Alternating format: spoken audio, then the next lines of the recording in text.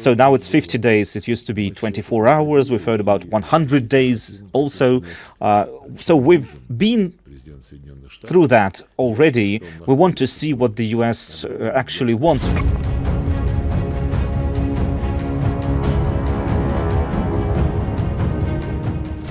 We've never built our foreign policy in such a way that it would hamper our national and economic interests, and the special military operation is aimed at destroying at the core the threats that have existed not for a year, not for a day, but for decades. These threats have existed because of NATO expanding towards our borders, and Russia has warned about this numerous times. Our president has said that so many times, speaking about that matter, speaking about that problem. Unfortunately, it has fallen on deaf ears, and it only reaffirms something that he's said just recently in an interview to Pavel Zarubin, where President Putin said he spoke about the evolution of our perception of our relations with the West, when at first it seems that if we remove the ideological differences, everything would be fine, but later it turns out it wasn't about ideology from the very start. In the West, no matter what ideology they see in Russia, in the Russian Empire, or in the Soviet Union, or the post-Soviet Russia, the West was always driven by only one thing: the geopolitical attempt to undermine Russia, contain Russia, or even destroy Russia, like they've said they want to do numerous times.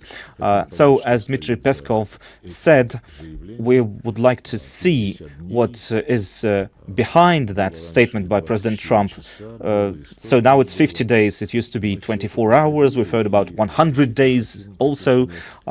So we've been through that already. We want to see what the US actually wants. We understand that there's an enormous kind of pressure that comes towards the US from the European Union, from the NATO leadership, that are openly supporting Zelensky's demand to pump Ukraine up with weapons, including offensive weapons, at the expense of more and more harm coming to the taxpayers of the West.